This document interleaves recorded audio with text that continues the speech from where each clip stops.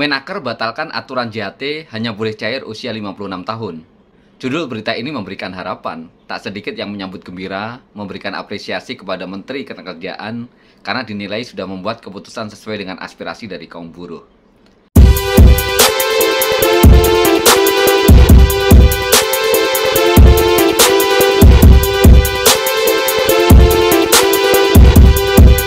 Tetapi tunggu dulu, jangan senang dulu.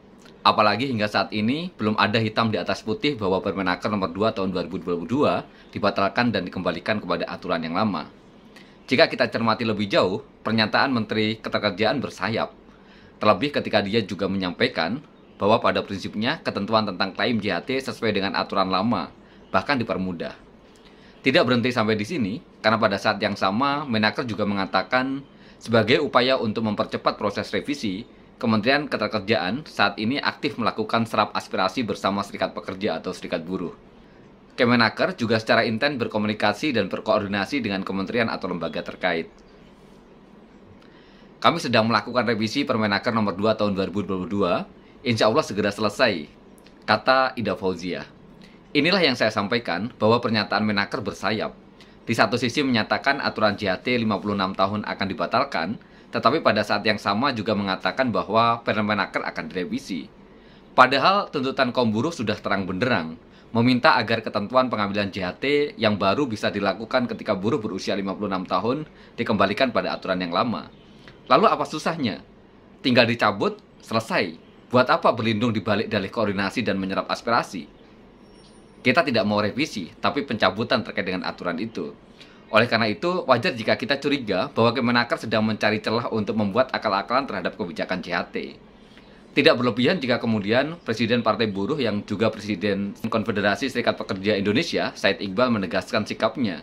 Dia meminta agar Menteri Ketenagakerjaan mencabut Permenaker nomor 2 tahun 2022 dan memberlakukan kembali Permenaker nomor 19 tahun 2015. Intinya, JHT harus dapat langsung dicairkan saat buruh ter-PHK, putus kontrak atau mengundurkan diri, paling lambat 1 bulan setelahnya. Said Iqbal menolak keras kata-kata bersayap dari Menaker yang mengatakan bahwa pencairan JHT kembali menggunakan aturan yang lama.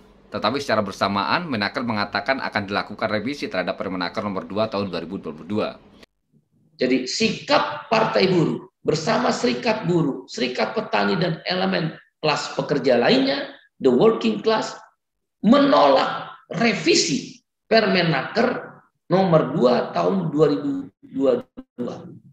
Yang lebih tepat adalah mencabut Permenaker nomor 2 tahun 2022 tentang pencairan manfaat JHT dan mengembalikan berlakunya Permenaker nomor 19 tahun 2015 tentang pencairan manfaat JHT yang intinya bagi buruh atau pekerja, karyawan, pegawai yang ter-PHK langsung bisa mencairkan tabungan sosialnya dalam bentuk JHT paling lama 1 bulan setelah terjadinya PHK.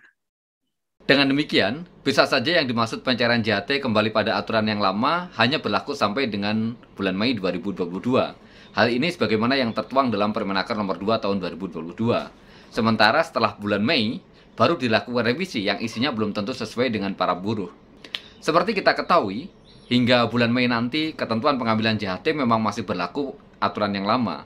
Tetapi apakah ada jaminan setelah itu akan dikembalikan sepenuhnya sebagaimana ketentuan sebelumnya? Jika kita cermati pernyataan pihak Kementerian Ketenagakerjaan, rasanya tidak. Soal ini semakin jelas ketika kita mencermati pernyataan Kepala Biro Humas Kemenaker, Khairul Fadli Harahap, yang menjelaskan bahwa Permenaker nomor 19 tahun 2015 masih berlaku. Sebab aturan baru dalam Permenaker nomor 2 tahun 2022 baru berlaku efektif pada tanggal 4 Mei 2022. Dia menjelaskan sambil menunggu Permenaker nomor 2 tahun 2022 berlaku pada tanggal 4 Mei, Kemenaker sedang merevisi aturan baru tentang JHT tersebut dengan mendengarkan masukan dari para pekerja, pakar, pengamat, serta kementerian atau lembaga terkait. Jadi sejauh ini belum ada keputusan untuk membatalkan Permenaker nomor 2 tahun 2022. Yang ada adalah merevisinya dengan menyerap aspirasi buruh dan para pihak terkait. Khairul menjelaskan, soal pembatalan Permenaker nomor 2 belum kita statement. Permenaker nomor 2 tahun 2022 masih dalam proses revisi. nanti konteks dalam revisinya mungkin hal-hal yang substansial itu juga memperhatikan Kemenaker 19. Itu lain beda. Ini kita cuma bicara, padahal dalam konteks ini adalah Kementerian Kerjaan bicaranya bahwa Permenaker nomor 19 tahun 2015 itu tetap berlaku maksudnya. Apa-apa saja poin yang sedang direvisi, semua hal yang dalam kaitan Permenaker 2 sehingga sabar saja. Tenang saja. Ibu Menaker tetap dengan jajarannya yang diperintahkan oleh Bu Menteri bahwa semua tim yang ada di bawah Kemenaker bekerja secara masif dan secepat mungkin untuk menyelesaikan revisi ini, tambahnya. Itulah sebabnya KSPI menolak hadir dalam pertemuan yang diinisiasi oleh Kemenaker untuk membahas JAT. Karena hingga saat ini, draft revisi Permenaker nomor 2 tahun 2022 yang dimaksud Kemenaker belum diterima KSPI dan elemen serikat buruh yang lainnya. Said Iqbal mengatakan, KSPI tidak mau kehadiran untuk memenuhi undangan Kemenaker hanya pembenaran semata. Seolah-olah serikat buruh sudah diajak bicara oleh Kemenaker. Dia kemudian menegaskan, selama Permenaker nomor 2 tahun 2022 belum dicabut, maka pihaknya tidak akan percaya dengan pernyataan yang menyatakan bahwa pencairan JHT kembali pada peraturan yang lama.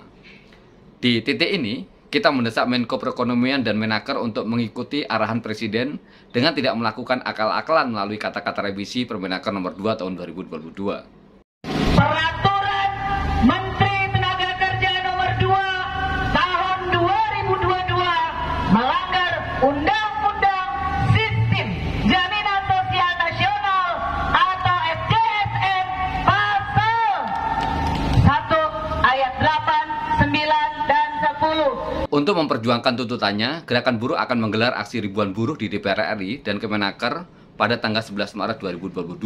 Aksi ini akan dilakukan mulai pukul 10 dan serempak dilakukan di seluruh wilayah Indonesia dengan mengusung 4 tuntutan. Yang pertama, cabut Permenaker nomor 2 tahun 2022, tolak menggunakan istilah revisi. Yang kedua, tolak perpanjangan masa jabatan presiden. Yang ketiga, hentikan peperangan antara Rusia dan Ukraina. Serta yang keempat, turunkan harga-harga seperti harga gas, LPG, energi, serta kebutuhan pokok yang lain. Jadi, yuk persiapkan diri untuk ikut aksi pada tanggal 11 Maret nanti. See you!